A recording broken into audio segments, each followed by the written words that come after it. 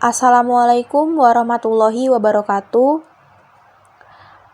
Kami dari kelompok 3 akan mempresentasikan tentang studi kelayakan agribisnis usaha budidaya tomat CV Adelia Solanum.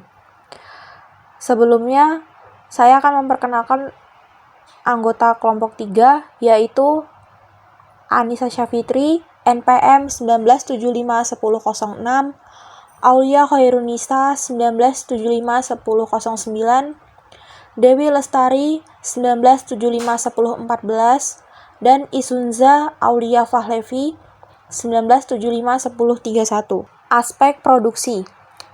1. Lokasi pabrik. Lokasi CV Adelia Solanum terletak di Desa Sebelat, Kecamatan Balik Bukit, Kabupaten Lampung Barat. Luas perusahaan 10 hektar. 5 hektar untuk kegiatan produksi dan 5 hektar untuk pabrik pengemasan. Pada lokasi produksi, perusahaan terdapat kantor, gudang, grading, packing, dan fasilitas umum. 2. Bangunan pabrik. Layout peralatan yang ada pada CV Adelia Solanum disusun sesuai dengan urutan proses produksi yang dibutuhkan. Bagian utara terdapat gudang bahan, ruang sortasi, ruang pencucian. Bagian timur terdapat ruang daur ulang produk yang rusak, pengemasan, dan sterilisasi. Sebelah barat terdapat musola dan gudang produk jadi. Dan sebelah selatan merupakan pintu masuk utama serta ruang satpam. Sedangkan untuk tipe bangunan CV Adelia Solanum menggunakan jenis single building atau gedung tidak bertingkat. Teori yang mendasar proses fungsional layout yaitu semua mesin dan peralatan yang sama atau mempunyai fungsi yang sama ditempatkan pada area yang sama. Selanjutnya, yang ketiga, volume operasi. Volume operasi dari perusahaan adalah 7 jam per hari dengan 24 hari kerja dan perusahaan melakukan kegiatan secara kontinu per periode, yaitu 4 bulan sekali. Untuk volume produksi, sekali melakukan produksi sebanyak 10.000 kg dengan jumlah output kemasan yaitu 20.000 unit kemasan wadah styrofoam, 40.000 unit saset, dan 23.000 unit plastik wrap. Dalam waktu sebulan, perusahaan melakukan produksi sebanyak 4 kali. Berikutnya yaitu ada mesin dan peralatan. Bisa kita lihat ini adalah tabel mesin dan peralatan. Di bagian mesin ada traktor yang jumlahnya 1 unit, lalu ada mobil box jumlahnya 1 unit, mobil truk jumlah 2 unit, mesin sortasi 1 unit, mesin pencucian 1 unit, mesin pengemasan 1 unit, mesin pelabelan 1 unit, roli angkut 1 unit, dan pompa air 1 unit. Untuk alatnya sendiri, ada kemasan wadah styrofoam yang berjumlah 20.000 unit, ada cangkul yang berjumlah 10 unit, lalu ada mulsa yang berjumlah 20 lembar, ember 18 unit, bambu 40 batang, pisau 15 unit, gunting 15 unit, dan sekop 18 unit. Selanjutnya, bahan baku dan bahan penolong. Ini merupakan tabel bahan baku dan bahan penolong. Di bagian mesin, ada lahan sekitar 10 hektar, lalu tomat 10 kg. Selanjutnya, tenaga kerja. Tenaga kerja yang dibutuhkan dalam proses produksi budidaya tomat dan tomat dalam kemasan adalah sebanyak 45 karyawan. Adapun pembagiannya adalah sebagai berikut. Ini merupakan tabel tenaga kerja.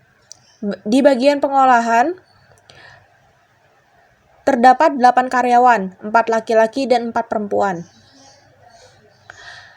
Lalu ada di bagian pemeliharaan, ada 10 karyawan, yaitu 5 laki-laki dan 5 perempuan. Lalu di bagian sortasi, ada 5 karyawan, 3 laki-laki dan 2 wanita. Lalu, bagian pencucian 3 karyawan wanita, bagian pengeringan 4 karyawan laki-laki, bagian pengemasan 4 karyawan wanita, bagian sterilisasi 4 karyawan laki-laki, bagian penyegelan 4 karyawan laki-laki, bagian pelabelan 3 karyawan wanita. Selanjutnya, proses produksi. Langkah-langkah proses produksi budidaya tomat dan tomat dalam kemasan adalah sebagai berikut. A. Pemilihan benih. Bertugas memilih buah tomat yang sehat atau tidak cacat yang akan dijadikan benih. Kemudian, biarkan buah tomat tersebut menua di pohon. Setelah cukup tua, ambil bijinya dan bersihkan dari lendir yang menyelubuminya dengan air. Setelah itu, rendam dalam air, pilih biji yang tenggelam. B. Bagian penyemaian. Dilakukan menggunakan polybag atau bedeng. Lamanya penyemaian sampai tanaman siap dipindahkan sekitar 35-40 hari. Selanjutnya, bagian pengelolaan tanah. Bertanggung jawab dalam mengelola tanah dengan pH rendah kurang dari 6. Perlu ditambahkan dolomit atau kapur untuk menaikkan pH-nya. Kemudian, tanah dicampur dengan pupuk organik, pupuk kandang atau kompos untuk dibentuk menjadi bedeng. Diamkan selama seminggu, selanjutnya gunakan mulsa untuk menutupi bedeng dan diamkan kembali selama seminggu sebelum siap ditanami. D. Bagian pembuatan lubang tanam. Bertugas untuk melubangi mulsa dengan jarak teratur. Dalam satu bedeng terdapat 2 lajur tanam. Selanjutnya, pindahkan bibit tomat ke dalam lubang tanam. Selanjutnya, E. Bagian pemeliharaan tanaman. Bertanggung jawab pada pemeliharaan tanaman tomat yang cukup sensitif dan perlu perawatan yang intensif. Tanaman ini sangat rentan terhadap hama dan penyakit, terutama yang ditanam di dataran rendah. Setelah pemanenan, risiko kerusakan buah tomat masih tinggi, sekitar 20-50%. Ada beberapa hal yang harus dilakukan dalam perawatan tanaman tomat, yaitu yang pertama, bagian penyulaman. Tugas penyulaman dilakukan untuk mengganti tanaman yang gagal tumbuh. 2. Bagian penyiangan. Biasanya dilakukan 3-4 kali selama musim tanam. Pada areal tanam yang ditutup mulsa, penyiangan bisa lebih jarang lagi. Penyiangan bertujuan untuk mengangkat gulma yang ada di areal tanam. Yang ketiga, bagian pemangkasan. Tugas pemangkasan dilakukan setiap minggu. Pemangkasan tunas yang tumbuh pada ketiak daun harus segera agar tidak tumbuh menjadi batang. Pemotongan ujung tanaman dilakukan setelah terlihat jumlah dompolan buah sekitar 5-7 buah. Bagian pemupukan tambahan. Bertugas menyemprotkan pupuk organik cair yang mempunyai kandungan kalium tinggi pada saat tanaman akan berbunga dan berbuah fase generatif. Penyemprotan bisa dilakukan setiap minggu untuk budidaya tomat non-organik. Pada usia 1 minggu, berikan campuran urea dan KCl dan dengan perbandingan 1:1 sebanyak 1-2 gram per tanaman. Kemudian setelah umur 2-3 minggu, berikan kembali urea dan KCl sebanyak 5 gram per tanaman. Bila pada umur lebih dari 4 minggu, tanaman masih terlihat kurang gizi, berikan urea dan KCl sebanyak 7 gram per tanaman. Perhatikan pemberian urea dan KCl jangan sampai mengenai tanaman karena bisa melukai tanaman tersebut. Kelima, bagian penyiraman dan pengairan. Bertanggung jawab terhadap pengairan dan penyiraman karena tanaman tomat tidak terlalu banyak membutuhkan air. Namun, jangan sampai kekurangan atau kelebihan air akan membuat pertumbuhan vegetatif daun dan batang yang subur tetapi menghambat fase generatifnya. Sebaliknya, kekurangan air yang berkepanjangan bisa menyebabkan pecah-pecah pada buah tomat yang dihasilkan. Bila curah hujan cukup, maka yang harus diperbaiki adalah saluran drainase agar air tidak menggenang di sekitar area tanaman. Yang keenam, bagian pemasangan lenjeran atau ajir, bertujuan untuk mengikat tanaman agar tidak roboh. 7. Bagian pengendalian hama dan penyakit, bertanggung jawab terhadap beberapa jenis hama dan penyakit yang kerap menyerang budidaya tomat antara lain ulat buah, kutu, daun, trips, lalat putih, lalat buah, tungau, nematoda, penyakit layu, breakdown, penyakit kapang daun, bercak coklat, busuk daun, dan busuk buah. Pengendalian hama dan penyakit dapat dilakukan dengan penyemprotan pestisida kimia atau hayati tergantung kebutuhan. Yang ke-8, bagian pemanenan buah. Bertugas untuk pemanenan budidaya tomat yang baru bisa dipanen 60-100 hari setelah tanam, tergantung dari varietasnya. Tanaman tomat sudah dikatakan siap panen apabila kulit buah berubah dari hijau menjadi kekuning-kuningan. Bagian tepi daun menguning dan bagian batang mengering. Pemetikan hendaknya dilakukan di pagi atau sore hari karena pada siang hari tanaman masih melakukan fotosintesis. Pada keadaan demikian, penguapan sedang tinggi-tingginya sehingga buah tomat yang dipetik akan cepat layu. Pemanenan bisa dilakukan setiap 2-3 hari sekali. Yang ke-9, bagian sortasi. Kegiatan sortasi dilakukan setelah tomat dipanen dari mitra tani. Sortasi tersebut dilakukan oleh karyawan perusahaan untuk mendapatkan tomat yang memenuhi kriteria yang diinginkan konsumen. Memilih tomat yang memiliki kriteria yang baik seperti ukuran buah yang relatif besar, tidak busuk, buah dalam keadaan utuh, tidak ada keriputan pada permukaan kulit buah, tidak ada bekas sarangan hama, dan warna buah kurang dari 85% sempurna. Lebih dari 85% sempurna. Bagian pencucian bertanggung jawab dalam pelaksanaan pencucian bahan-bahan, terutama bahan baku pencucian dilakukan bertujuan untuk membersihkan tomat dari kotoran-kotoran yang ada pada tomat tersebut. 11. Bagian pengeringan bertugas untuk melakukan pengeringan menggunakan mesin pengeringan otomatis. Mesin tersebut mampu mengeringkan hanya dalam waktu 2-3 jam saja dibandingkan dengan mesin pengering lainnya yang memakan waktu sekitar beberapa hari, sekitar 1 atau 25 waktu yang dibutuhkan jika dibandingkan dengan mesin pengering umumnya, serta menghasilkan kualitas produk yang lebih baik. 12. Bagian pengemasan bertugas untuk melakukan pengemasan dengan berbagai varian kemasan yang telah ditentukan menggunakan mesin pengemasan otomatis. 13. Bagian sterilisasi bertugas untuk melakukan pengawasan terhadap proses sterilisasi produk menggunakan mesin sterilisasi. 14. Bagian pelabelan melakukan pemasangan label pada kemasan menggunakan mesin pemasangan otomatis. Selanjutnya, bagian pengemasan bertugas untuk melakukan pengemasan dengan berbagai varian kemasan yang telah ditentukan menggunakan mesin pengemasan otomatis. 13. Bagian sterilisasi bertugas untuk melakukan pengawasan terhadap proses sterilisasi produk menggunakan mesin sterilisasi. 14. Bagian pelabelan melakukan pemasangan label pada kemasan menggunakan mesin pemasangan otomatis. Aspek finansial. Aspek finansial meliputi kebutuhan dana, sumber dana, proyeksi neraca, proyeksi laba rugi, dan cash flow. Analisis aspek finansial dipergunakan untuk mengetahui karakteristik finansial dari suatu perusahaan melalui data-data akuntansinya. Karena dari data finansial tersebut dapat ditentukan bagaimana prospeknya di masa depan. Aspek finansial mengacu pada biaya-biaya apa saja yang dikeluarkan agar penerimaan sesuai dengan jumlah biaya yang dikeluarkan dengan menambah nilai produk tomat kemasan. Berikut merupakan pemaparan dari biaya-biaya yang dikeluarkan dan penerimaan pada usaha tomat kemasan. Ini adalah tabel investasinya. Yang pertama, mesin sortasi. Jumlah yang dibutuhkan yaitu 1 dengan satuan unit UE5, harga 15 juta.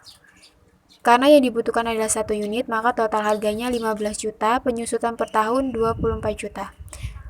Kedua, mesin pencuci.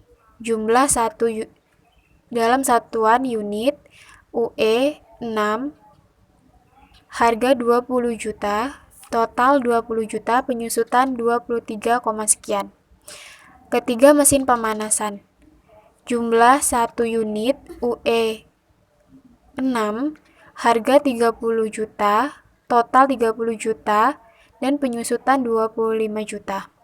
Kemudian, mesin pengemasan.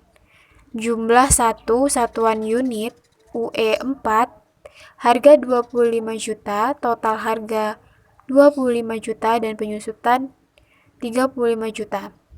Mesin sterilisasi. Jumlah 1 satuan unit UE-nya 6, harga persatuan yaitu 50 juta, total 50 juta dengan penyusutan 27,833 sekian. Keenam, ada mesin pelabelan. Jumlah 1 satuan unit dengan UE5, harga 10 juta, total harga yang dibutuhkan yaitu 10 juta, penyusutan per tahun 21,428 sekian. Ketujuh, mobil box. Jumlah 1 satuan unit UE7, harga 150 juta, Karena yang dibutuhkan adalah 1 unit, maka total harga 15 juta dan penyusutan per tahun 97,500. Gedung pabrik. Yang dibutuhkan adalah 1 satuan unit UE8, harga 500 juta. Total 500 juta dan penyusutan 86.250. Pompa air 1 satuan unit UE4, harga 4 juta dengan total harga 4 juta dan penyusutan per tahun 3 juta. Yang ke-10 mulsa. Jumlah 20 satuan lembar UE2 dengan harga 70. Karena yang dibutuhkan jumlahnya ada 20, maka total harganya 1.400.000 dan penyusutan per tahun 6.750.000. Ke-11 ada mobil truk. Jumlah mobil truk adalah 2 satuan unit UE3, harga 180 juta per unit dikalikan dengan 2 unit menjadi 360 juta dan penyusutan per tahun 65.000. Kemudian cangkul. Jumlah 10 satuan unit UE3, harga per satuan adalah 65.000. Karena jumlahnya 10 maka dikalikan dengan 10, maka menjadi total harganya 650. Penyusutan per tahun adalah 216.000. Kemudian traktor. Jumlah 1 satuan unit UE4 dan harga 45 juta. Total harga 45 juta dan penyusutan per tahun 11.250.000. Ke-14 yaitu pisau. Jumlah yang dibutuhkan 15 satuan unit UE3, harga 20.000 dengan total harga 300 dan penyusutan per tahun 100.000. Ke-15 ada sekop. Jumlah yang dibutuhkan 18 satuan unit UE5 dan harga per satuan 35.000 dengan total harga 635.000 dengan penyusutan per tahun 126.000. Kemudian ke-16 ada sewa lahan. Jumlah 10 dengan satuan lahan jumlah 10 satuan hektar UE7, harga 3 juta, total harga 3 juta, penyusutan per tahun 4.285 sekian.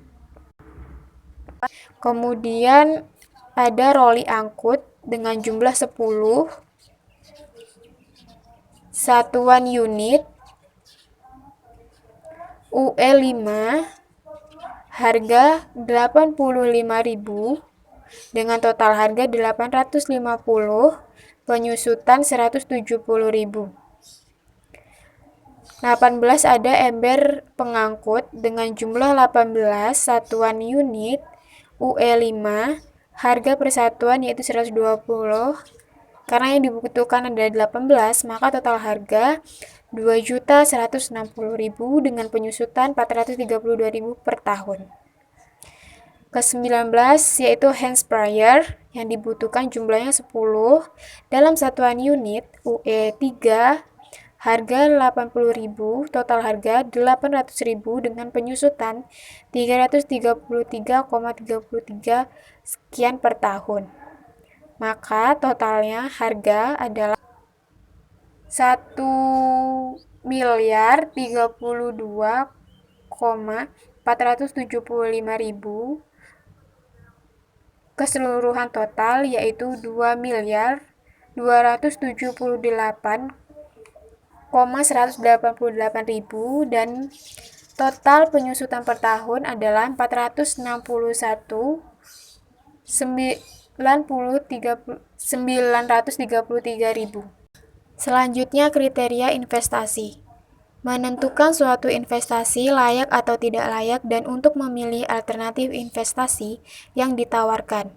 Diperlukan suatu dasar bagi pihak pengambil keputusan untuk melakukan evaluasi investasi. Dasar-dasar yang digunakan untuk melakukan evaluasi investasi diantaranya adalah aliran kas atau cash flow, yaitu pendapatan pengeluaran yang terjadi sebagai akibat pengadaan dan pengoperasian suatu proyek dalam ukuran atau dalam kurun waktu beberapa tahun mendatang. Selain itu, untuk menganalisa investasi yang ada, harus memperhatikan nilai depresiasi. Depresiasi atau penyusutan merupakan proses pengalokasian harga oleh aktiva tetap menjadi biaya selama masa manfaat dengan cara yang rasional dan sistematis. Aktiva tetap yang dipakai dalam suatu perusahaan dari waktu ke waktu, kemampuan untuk menghasilkan barang atau jasa cenderung akan semakin menurun baik secara fisik maupun fungsinya. Analisis kelayakan investasi CV Adelia Solanum adalah sebagai berikut. Analisis kelayakan investasi CV Adelia Solanum terdapat beberapa metode yang digunakan, yaitu yang pertama, Net Present Value atau NPV, benefit, dikurang dengan cost ratio atau BC. Yang pertama gross BC dan kedua net BC. Internal Rate of Return atau IRR, Break Even Point atau BEP, Payback Period atau PBP, Net Present Value atau NPV. Kriteria nilai bersih sekarang atau net present value adalah nilai uang sebagai manfaat ekonomi dari usaha yang diperkirakan akan diterima di masa yang akan datang. Tidak sama dengan nilai uang yang diterima pada saat sekarang, karena adanya interest rate yang besarnya tertentu dan besar biaya yang dianalisis sepanjang waktu. Berikut ini adalah rumus mencari NPV. Keterangan NPV sama dengan Net Present Value. BT sama dengan benefit atau penerimaan bersih tahun T. Sedangkan CT yaitu cost atau biaya pada tahun T. I sama dengan atau bisa disebut dengan tingkat bunga. N adalah umur ekonomis proyek.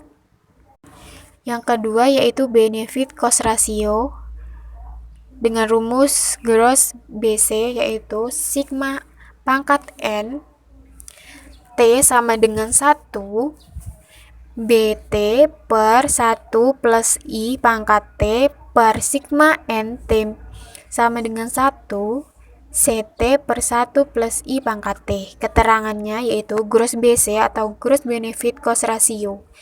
BT yaitu benefit atau penerimaan bersih tahun T, sedangkan CT cost atau biaya pada tahun T, I tingkat bunga, N umur ekonomis proyek.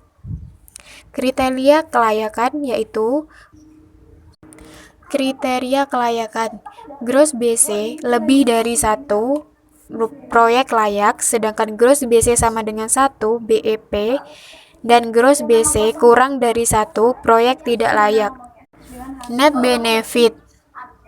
Net BC rumusnya adalah seperti pada PPT di atas. Keterangannya, net BC yaitu nilai benefit cost ratio, net benefit plus, benefit bersih bernilai positif, net benefit min, benefit bersih bernilai negatif, I tingkat bunga, N umur ekonomis proyek. Kriteria kelayakan, net BC lebih dari 1 proyek layak, net BC sama dengan 1 BEP, sedangkan net BC kurang dari 1 proyek tidak layak. Yang ketiga, Internal Rate of Return atau IRR, yaitu suatu interest rate I yang membuat nilai Net Present Value atau NPV adalah 0, atau juga indeks keuntungan Profitability Index. Untuk menentukan beberapa tepatnya tingkat bunga yang ideal, caranya adalah dengan melakukan percobaan-percobaan terus atau dengan menggunakan metode interpolasi atau penyisipan di antara bunga yang lebih rendah atau yang menghasilkan NPV positif dan bunga lebih tinggi yaitu yang menghasilkan NPV negatif yang dapat dituangkan dalam rumus sebagai berikut. IRR sama dengan I plus sama dengan NPV positif per NPV positif min NPV negatif, buka kurung I negatif min I positif. Yang keempat yaitu break-even point atau BEP. Break-even point atau BEP merupakan kondisi yang terjadi pada saat perusahaan belum mendapatkan keuntungan tetapi juga tidak mengalami kerugian. Berikut rumus menentukan BEP. BEP sama dengan TP min 1 plus sigma NI sama dengan 1. TCI min sigma NI sama dengan 1. BIEP sama dengan 1 per BP. Dengan keterangan BEP sebagai break-even point, TP-1 yaitu tahun sebelum terdapat BEP. TCI sama dengan jumlah total cost yang telah didiskon. BIEP-1 sama dengan jumlah benefit yang telah didiskon sebelum break-even point. BP yaitu jumlah benefit pada break-even point berada. Yang kelima yaitu payback period. Payback period atau PBP adalah jangka waktu tertentu yang menunjukkan terjadinya arus penerimaan cash flow yang secara kumulatif sama dengan jumlah investasi dalam bentuk present value. PBP digunakan untuk mengetahui berapa lama proyek dapat mengembalikan investasi. Berikut rumus cara menentukan PBP. PBP sama dengan TP min 1 plus sigma N I sama dengan 1, LI min sigma N I sama dengan 1, BIEP min 1 per BP, dengan keterangan PBP yaitu payback period, TP min 1 yaitu tahun sebelum terdapat PBP, LI yaitu jumlah investasi setelah didiskon, BIEP min 1 jumlah benefit yang telah didiskon sebelum payback period, BP yaitu jumlah benefit pada payback period berada. Kriteria kelayakannya yaitu PBP kurang dari umur ekonomis proyek, yaitu usaha tersebut layak. PBP lebih dari umur ekonomis proyek, usaha tersebut tidak layak. Yang selanjutnya yaitu hasil analisis kriteria investasi. Yang pertama yaitu NPV dengan hasil 4.470.036.000 dengan analisis lebih dari 0. Keterangannya yaitu proyek tersebut layak. Yang kedua yaitu kurus BC dengan hasil 3.354.528.000 dengan analisis lebih dari 1. Dengan keterangannya yaitu proyek tersebut layak. Yang ketiga yaitu net BC dengan hasil 3.623.584.000 dengan analisis lebih dari 1 nilai mutlak. Dengan keterangannya yaitu proyek tersebut layak. Yang keempat yaitu IRR dengan hasil 46% dengan analisisnya yaitu lebih dari 10%. Keterangannya proyek tersebut layak. Yang kelima yaitu BEP dengan hasil 36.691.000. Keterangannya waktu yang dibutuhkan yaitu selama 4 tahun 8 bulan 10 hari. Yang keenam yaitu PBP dengan hasil 13.475.000. Keterangannya yaitu waktu yang dibutuhkan selama 1 tahun 3 bulan 8 hari. Jadi kesimpulannya yaitu berdasarkan tabel di atas dapat diketahui hasil dari perhitungan metode kelayakan investasi dari CV Adelia Solanum. Setelah mengetahui kriteria kelayakan, maka dapat disimpulkan bahwa analisis kelayakan investasi untuk masing-masing metode di atas telah memenuhi kriteria layak, yang artinya CV Adelia Solanum yang bergerak pada bidang produksi tomat kemasan. Sekian presentasi dari kelompok kami. Saya akhiri. Wassalamualaikum warahmatullahi wabarakatuh.